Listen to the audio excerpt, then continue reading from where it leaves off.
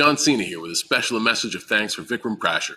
Thank you so much for supporting Elbow Grease with Elbow Grease Fast Friends, and thank you for your passion of sports entertainment. I know you're a WWE superstar in training. Be safe. Good luck. Hope you enjoy.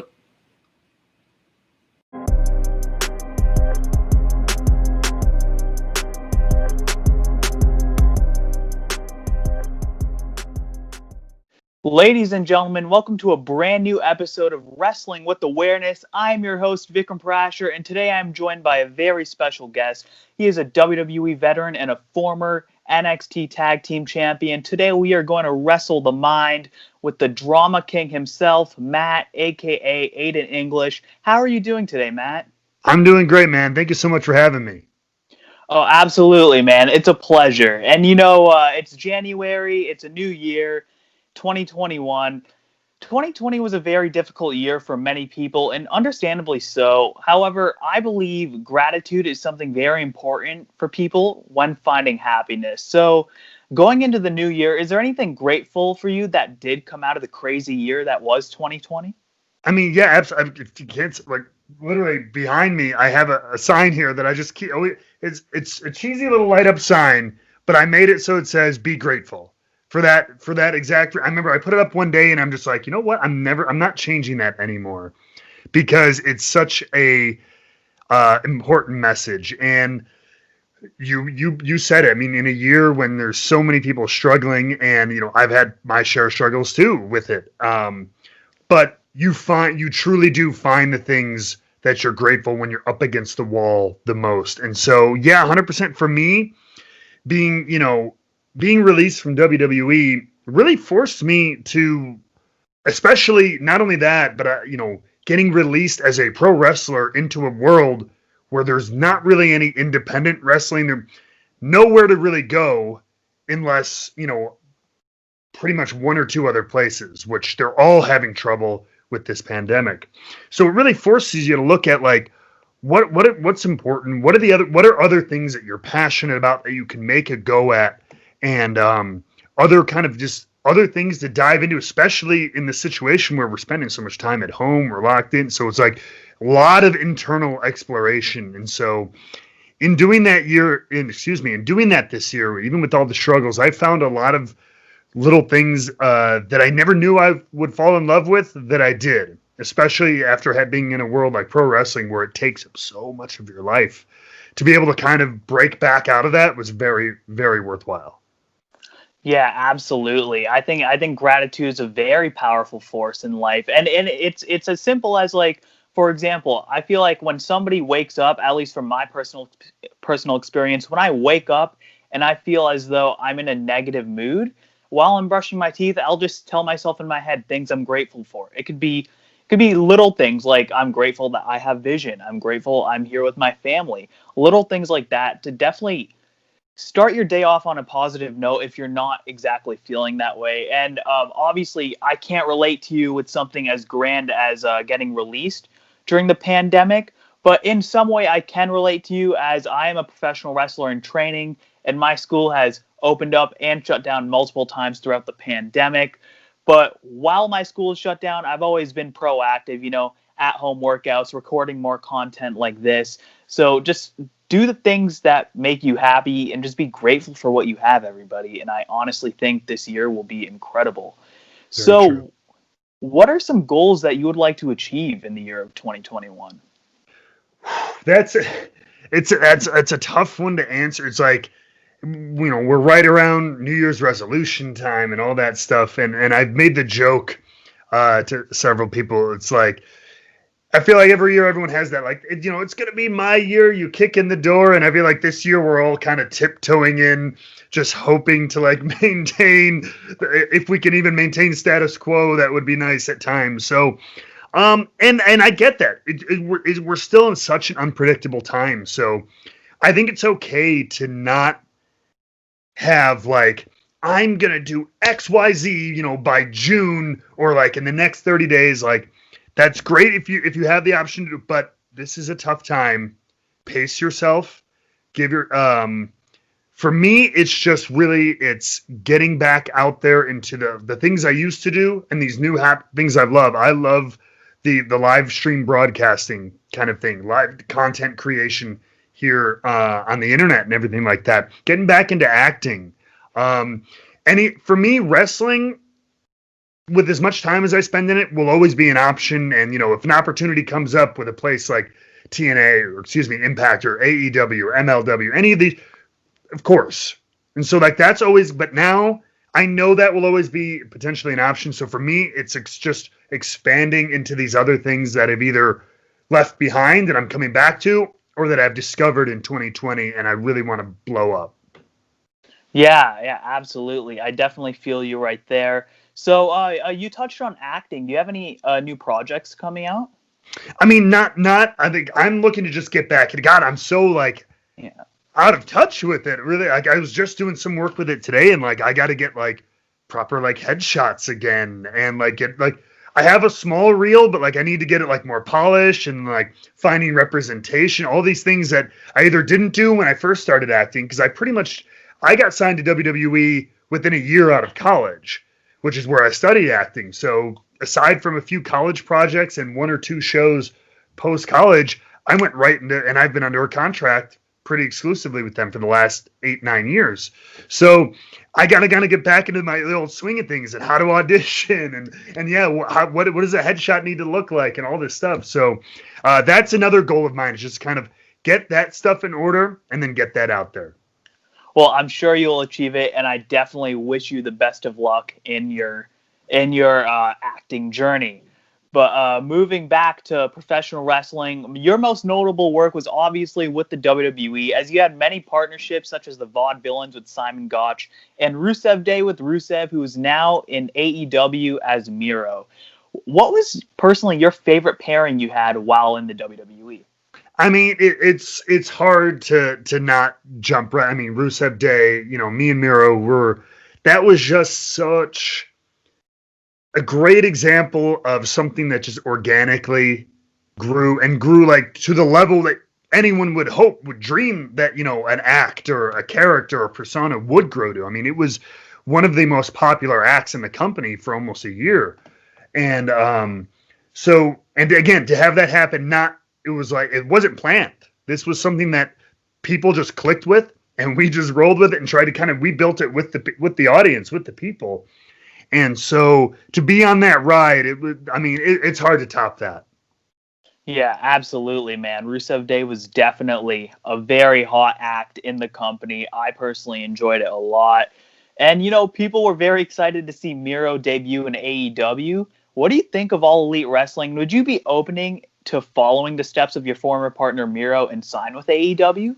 Oh my God. I mean, absolutely. I'll be the first to admit it, and maybe it's bad business that I do, but when I was with WWE and AEW was first coming around, I remember being very impressed by the All Out events that Cody and them, everybody threw. I thought those were very cool, but when I heard, hey, they're gonna do weekly TV, they're gonna potentially head to head with, I was like, that's tough, guy. Good luck.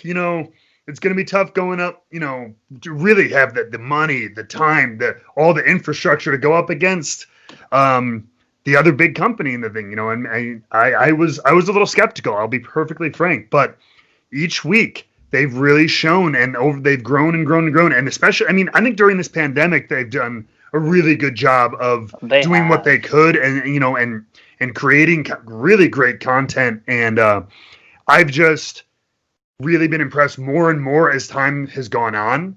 So which I'm very happy to see, because sometimes those new things, it can be the shiny toy that loses its luster after 6 months. You know what I mean? Everybody might be there for the first 6 months of episodes, but they're still holding strong, and I love what they've done. And I know many of my friends, as we've seen, former colleagues and friends have gone there. And in speaking with them, the thing that matters most to me as a talent, besides, hey, all right, they're putting out a good product, that's great. I talk to my friends. And again, I want to emphasize friends, because you don't have a ton of those in the wrestling business, but these aren't just colleagues that I've texted once, every 3 years. These are buddies of mine. And I hear nothing but amazingly positive things for the atmosphere, the upper management, behind the scene. Everyone pretty much just flat out across the board is like, dude, it's a great working environment, great people, etc. So that's the thing. When I hear that from people I love and respect, that's what resonates most with me as a talent. So, I mean, if the opportunity is there and they're interested and we have something we can do together, absolutely. Yeah, definitely, man. And from my perspective, someone a pro wrestler in training coming into the business, I would love to work with WWE, ROH, Impact, all those other companies. But the company that stood out the most to me lately is AEW.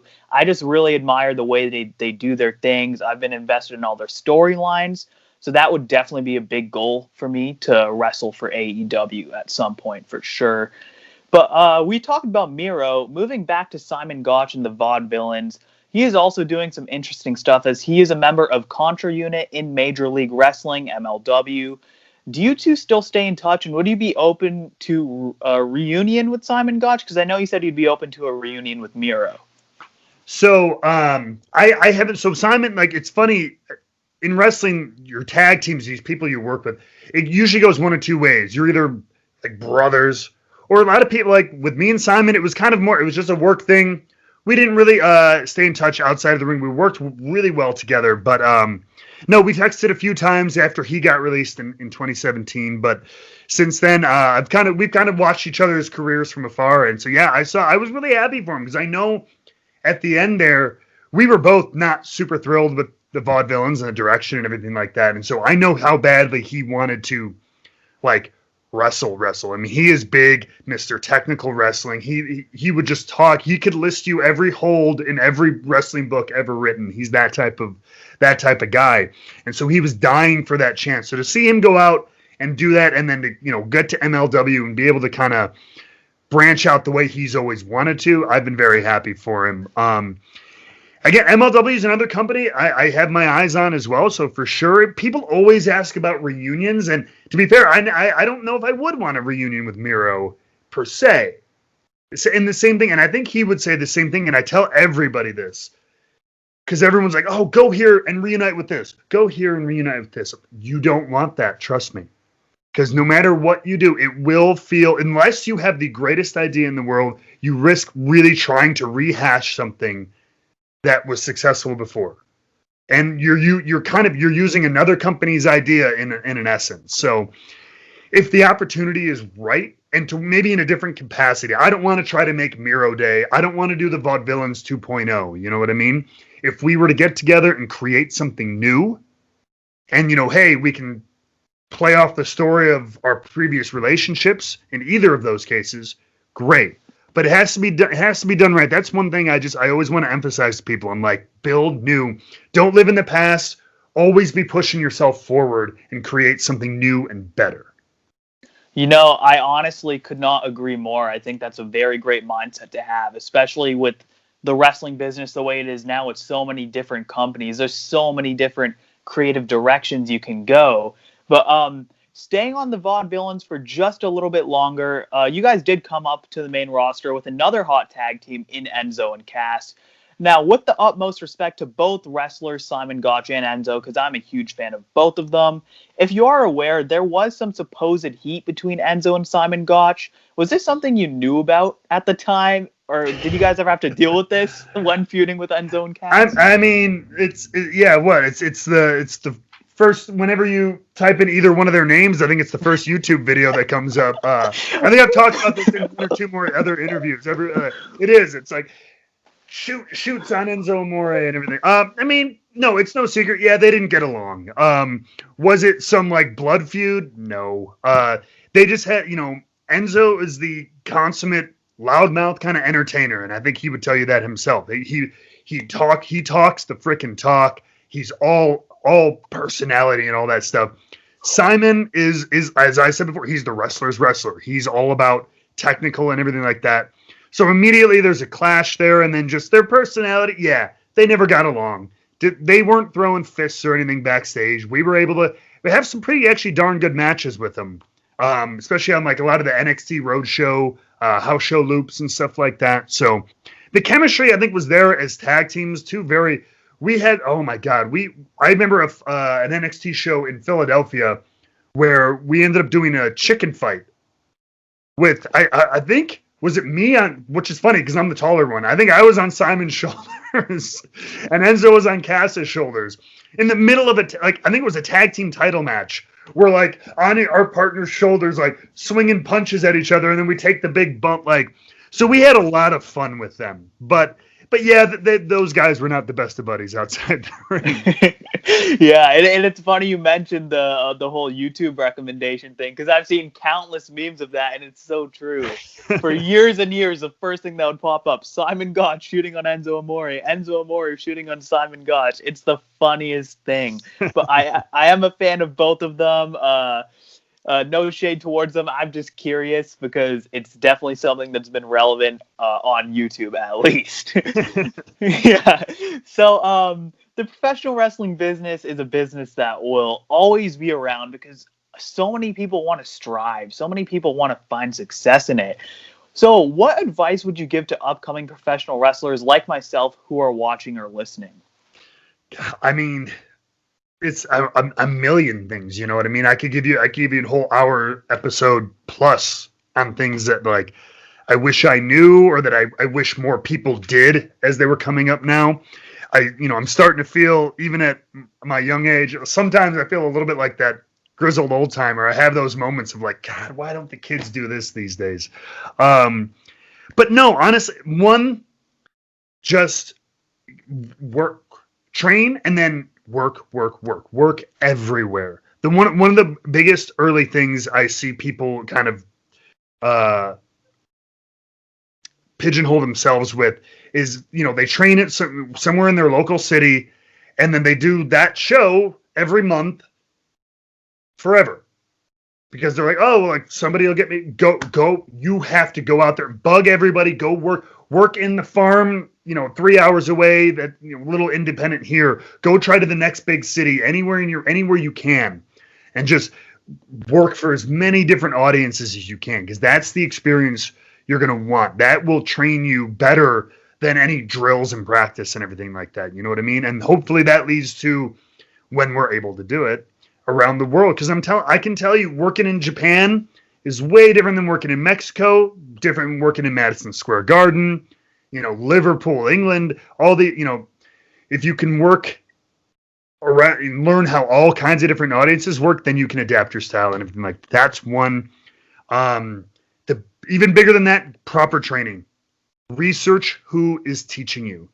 There are so many people trying to get your money in this business, especially as a young prospective talent, and they will charge a lot of money because, it's such a unique thing. And so we're talking thousands of dollars in some cases. So make sure whoever you're learning from has had success in this business. They don't have to be a WWF champion or whatever like that, but someone who has worked a lot of places, who has made money and made a true living in this business, so that you can actually have someone whose advice you can trust. So I'm not going to get into the nitty gritty of like, oh, work like this and everything like that. But for brand new, someone who is either starting training or thinking about getting into it, that is, pick the right school, research your trainer, and once you're working, try to work as many varied places as you can. Yeah, absolutely, man. That is some great advice.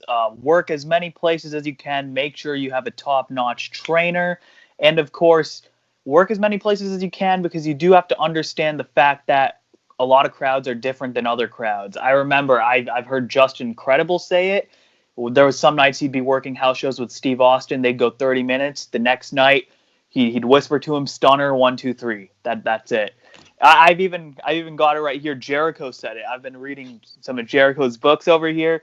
Just trying to study everything that I possibly can.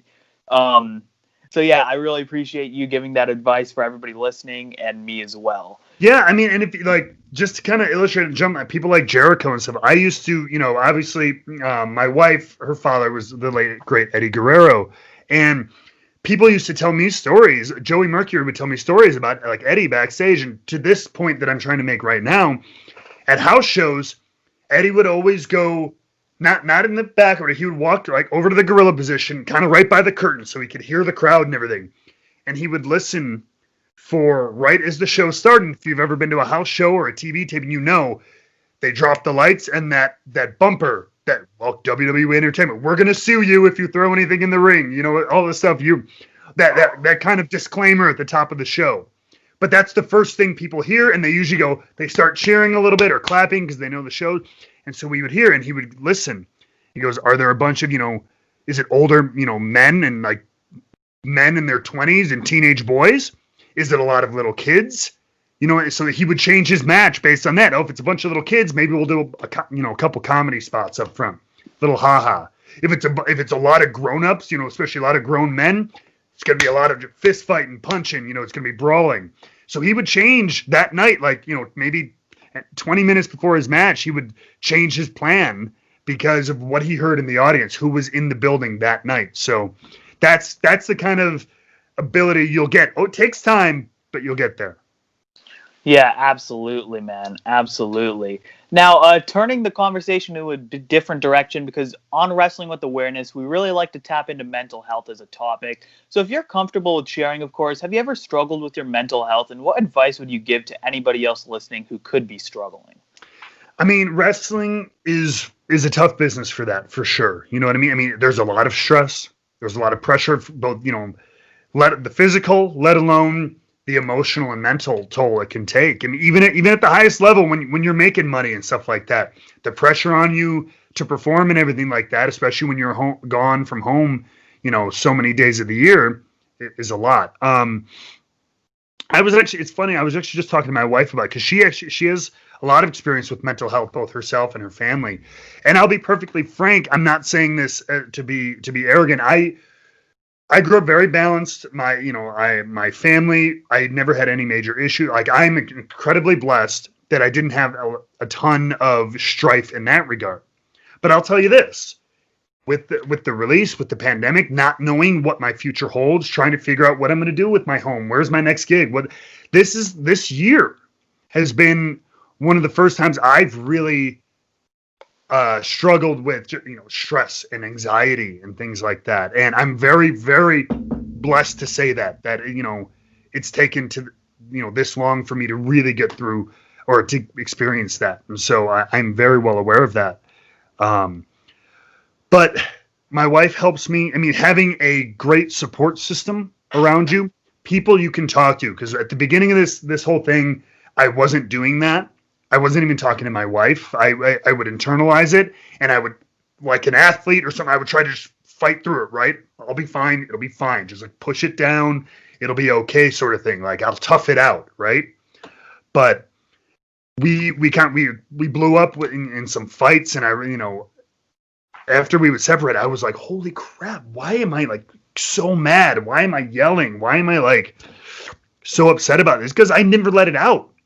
Because I hadn't seen, normally I could at least express it to my friends at work. I had all these people around me that I could talk to, and now I kind of didn't really. And so reach out to people, reach out to your friends, your family, and just vent. You know what I mean? Vent and get it out, because it's insane. You don't think it's bothering you, but it's all building up back there like a dam. So you got to let it out. And between that and finding quiet moments away from all this, away from phones, away from televisions, computers, internet, all that. You don't have to call it meditation, call it whatever. Go on a walk, something like that. I started throwing my phone away when I would take the dog for a walk. Even simple things like that. Quiet moments to just breathe. So that was a long-winded answer to just a good support system, and talk to your friends and find those quiet moments to really disconnect. Yeah, absolutely, man. You touched on having a good support system, having friends, having people to vent to. I think those are definitely some really good pieces of advice for anybody out there struggling. We all know WWE superstars have a very tough job with a very grueling schedule. I would imagine that the schedule could definitely come with some effects on the mental health.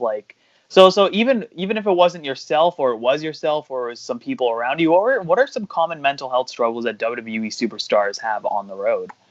I mean, a lot. I mean, it's a lot of it is stress. It's anxiety.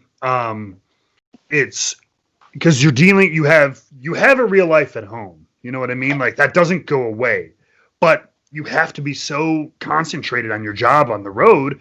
I mean, between, navigating the roads, trying to stay awake in your car, driving 4 hours to the next town at midnight, keeping track, where am I staying? You got your hotels, and where am I going to stay? Where am I going to get food? Blah, blah, blah. Then you got to get to the show. You have matches you have to think about. You're so in, but then you still have a real life at home. So if the house floods, which I dealt with, while I'm on the road and my wife's alone while the house is flooding, and you're dealing with that. So it's pressure, it's stress.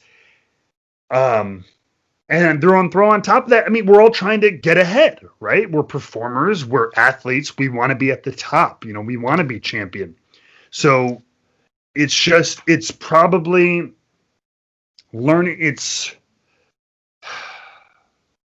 dealing with the stress for me. It was just balancing everything. For me was the hardest point. Everybody has their own struggles, and I think something like the wrestling business can really amplify it because of all that. So I don't think I answered your question with like a specific kind of like ailment, so to speak, or anything like that. But that pressure, that anxiety, that stress of all of those things combined, you really have to kind of compartmentalize your day and tackle one thing at a time and things like that. Yeah, absolutely. And taking things to a little bit more of a personal level, what does Matt do to keep a positive mindset and stay motivated? Because you're a very successful individual. I mean, I appreciate you saying that. It doesn't feel like it sometimes, you know what I mean? You get that, and that's, that'll lead me to the first thing is don't get lost in the day-to-day pitfalls. Something from a fitness perspective that I like to tell people is like, don't let short-term failures like derail long-term success. We all have short-term failures. You're going to screw up today. You might screw up tomorrow, and you might screw up the day after that. We don't care about that. Let's think about a year from now. Unless you screwed up every single day of the last 365 days, which I'm telling you is probably not going to happen. Like, don't let oh my God, I'm having such a bad week. Okay, you had a bad week. Don't let that derail your routine or whatever it is you're working on for success. Because it's a long-term game, and success is a marathon, not a sprint. And so that's the first thing. And for me, my motto in life has always been balance. I try desperately never to live in the extremes. I will say this. I think sometimes in the extremes is where you'll find some of that extreme success. Financially, fame, whatever, fortune, blah, blah, blah.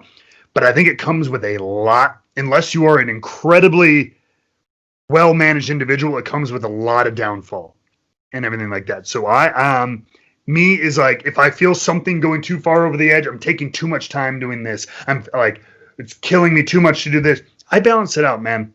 I'd rather give up a little bit of that perceived success to keep myself balanced and mentally sound, as opposed to just killing myself, redlining, whatever it is, to try to meet some kind of goal. I'll get there when I need to get there, sort of thing. So for me, it's just finding balance in everything. Nothing is ever as horrible as it seems. Nothing is ever. It's like I try to kind of stay in that middle. That's my whole thing. Don't sweat the small stuff and find that balance. Those are my two biggest things that help me through it. Yeah, absolutely. And switching directions here, I was watching some of your YouTube videos, and everybody listening or watching, make sure to subscribe to Matt's YouTube channel. I'll leave a link in the description. I saw that you gave a Vince McMahon story saying that you pitched an intense artist character to Vince McMahon. Of course, that resulted in him pitching to you the whole crying after the match thing. But could you go into some detail on the artist character you had? Because that sounded very intriguing. Yeah, like that. So I remember when I was first doing Aiden English, and we've got it, even before it was Aiden English, just coming up with characters in FCW. This was something I had thought about, but at the time, of course, you're young, you just want to get on TV. So I kind of just came up with the most outlandish, broad character I could think of, and that's where the kind of the drama king Aiden English, the musical numbers, the roses, all that kind of stuff. Actually, the roses was William Regal, to be fair. Thank you, Mr. Regal. I loved that part. But but yeah, I always thought, because I'm like, at some point I knew I want to take this kind of character because I liked it because it was unique. But I'm like, but I want to give it, if I want this to have main event potential, it needs to have a little bit of an edge, right? People can have fun with the Drama King, but at some point, as they used to say, you got to flip that switch. Something's got to snap there.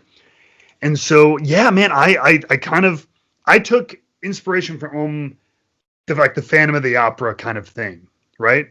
An incredibly talented artist who's just been driven nuts by the world not understanding him or rejecting him, for in his case, it was his face. But for me, it's the wrestling fans rejecting me because I'm a real artist and they don't like that. They only like muscleheads, right? They only like wrestlers. But I'm an entertainer. I'm an artist. I'm a true. And their rejection of me was going to force me to kind of put my vengeance on them and the whole roster. And in doing so, I'll create my whole thing, my quest for my masterpiece, right? Whatever that was, whether it was the main event of WrestleMania, winning a championship, running the damn company, I don't know. You know what I mean? That was going to be like my character's quest. And he's going to be maybe go a little bit mad trying to get there. And in that process, hurt some people along the way, whoever he's got to hurt. Using things, it's literally, it's a wrestling canvas, right? We call it a canvas. There's 8 million ways I could use that as an artist character. I could literally bring like NWO style buckets of paint, but splatter it like a Jackson Pollock across the thing or across my opponent after they've been laid down. We could come up with some kind of Phantom of the Opera thing where I'm in the bowels of the arena. I don't know. I could go on and on and on, but that's the gist of it. It's like an artist, driven mad by the rejection of his audience and his quest to create a masterpiece. Yeah, man, that sounds really, really good. In my opinion, I think you should use it at some point, as you said, and it could be considered new because it hasn't been done yet. So who knows what the future holds? That's right. I touched on your YouTube channel. You do have a Twitch. I understand you are the founder of Wrestling with Whiskey. Tell me and the viewers a little bit about that. So yeah, wrestling. That's my kind of second YouTube channel. God, you think I do too much? But no. So Wrestling with Whiskey actually was even before this last one. I started that a couple of years ago. It was honestly born out of a thing where I remember being at home, and I was never a huge party guy, even like in college or anything, but I knew, like, I kind of wanted to, as I put it, drink like an adult, right? The only drinking I'd ever done was, though, like, because I only would go out with people who were going out to party hard. So it was a shot and a beer, or, some ridiculous drink or something like that. It wasn't, the idea was not to enjoy it, but I was in my late 20s and I was just like, it's not my thing. You know what I mean? Like, and I had always watched, my dad had always enjoyed like scotch neat or with, one ice cube or something. And between that and at the time Mad Men was on TV, and Don Draper was, drinking Canadian Club in his office at noon. And but there was something about, and maybe it was the cool, classy image of a guy in a suit, but sipping it neat and just like not throwing back a shot, but just that sip. I'm like, how do people do that? Because it tastes like fire. So it was maybe more of just a morbid curiosity, like, how do people do that? And so I was like, I'm going to try it. I want to see if I can get myself to kind of try it, because I'd gotten into like cocktails a little bit, and I literally just started as like an exercise. Let me see if I can just teach myself to drink whiskey neat as a project. And so I got a super high proof bourbon, Knob Creek single barrel, 120 proof. And I was like, you know what? All right, I'm going to learn to drink this. And so I sat on my couch and had a little bit each night with like a Pepsi, and would chase it and would try to hold off chasing it as long as I could. Just, just gritting it out. And I got to the point where I didn't really need the soda anymore. But then after that, I was like, oh, now maybe I'm kind of getting it. I'm starting to taste some things. And I read a book about whiskey, and I was like, oh, there's a lot of cool stuff here. And then I think it was a podcast called Bourbon Pursuit. And I started listening to that on the road like as I would drive from town to town. And that's where the rabbit hole really kind of fell out from underneath me. There is like a whole world of like fandom and communities. And this is on top of like just the knowledge of learning all of what it takes to make whiskey and how it's made and all the things that influence the flavor, which is fascinating. It's history too, fascinating in and of itself. But then there's this culture and like groups and bourbon societies and Facebook groups and Reddit groups and podcasts and YouTube channels, kind of like wrestling. There's a whole niche of, fandom around it and everything like that, like video games or sci-fi. There's conventions, there's events. I was like, holy crap, there's this for whiskey? That's crazy. And so I just kind of fell down the rabbit hole, and I really, really fell in love with it, and collecting it and hunting for bottles while I was on the road and learning about the different companies and distilleries. It really became like one of the first things, aside from wrestling, since I was, like 12 years old, that I felt that passionate about. And so the Wrestling with Whiskey Instagram was born when there was a Twitter, and then the YouTube channel came, and now I even have we have a single barrel club where we pick barrels of whiskey, and then they're available exclusively for our members and stuff like that. So it's really grown into this passion project for something totally outside of like performing and wrestling and everything like that. And it's been a lot of fun. Yeah, man, absolutely. So everybody make sure to check out Wrestling with Whiskey. Focusing on the wrestling world here a little bit. Unfortunately, the wrestling world lost one of its best to ever do it not too long ago in Brodie Lee, aka John Huber.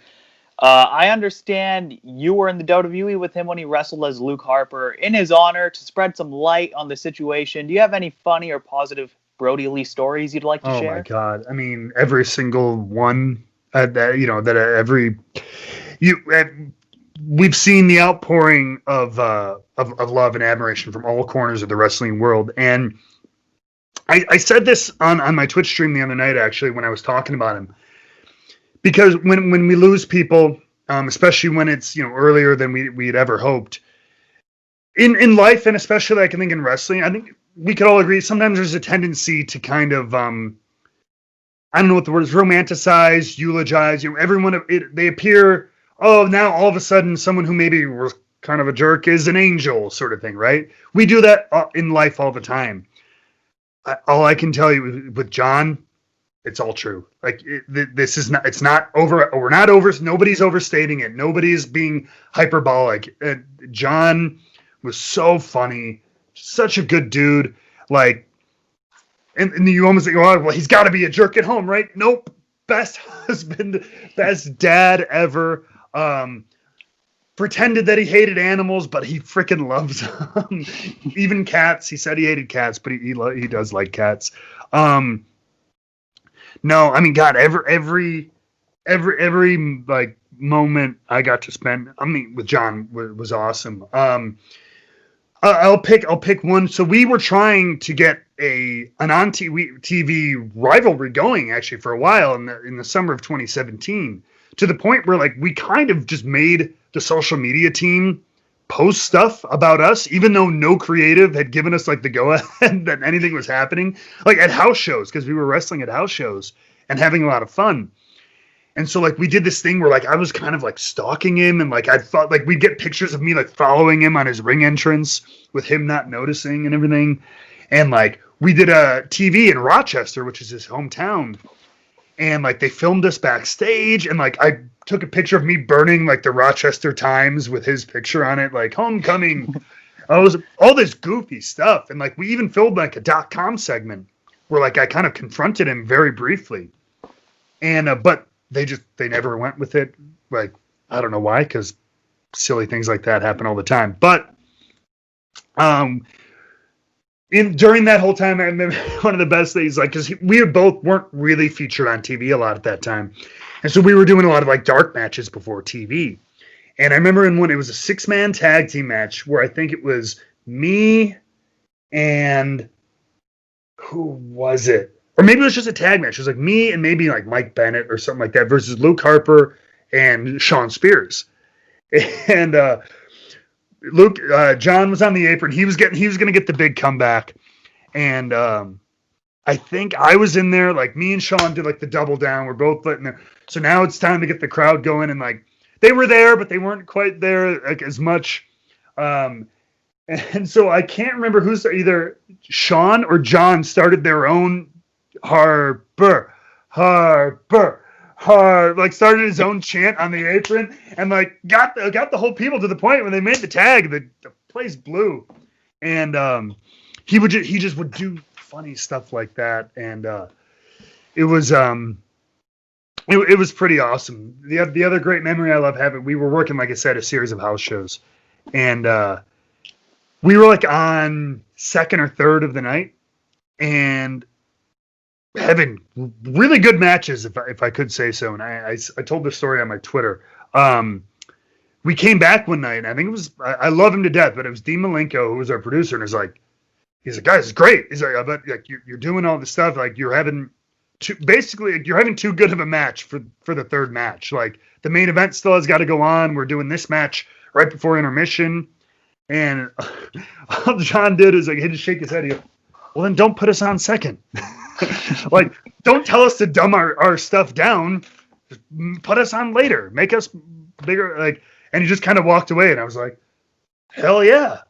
And so I loved him because he knew how good he was, and he always wanted the opportunity that he deserved. And I'm glad he at least got a little bit of it, just a taste of that in AEW. Absolutely, man. Yeah, and his run in AEW was very good. Probably the greatest TNT champion of all time so far. Had that amazing dog collar match with Cody Rhodes. Rest in peace, John Huber. You were a legend. Now, to end things off, I always like to play a quick game with all my guests. So I'm going to list 10 names, and you can use one word or sentence to describe each of them. Okay. All right. So we're going to kick things off with Simon Gotch. Intelligent. Cash Wheeler.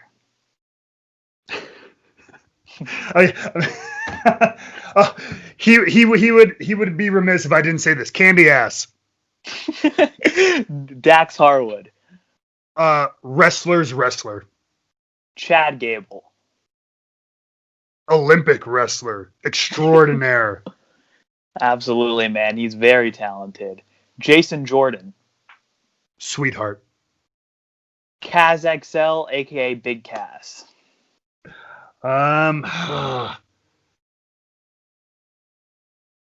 Surprisingly great singer. Really? Yeah, actually. Oh, wow. Okay. Enzo. Microphone, man. Vince McMahon.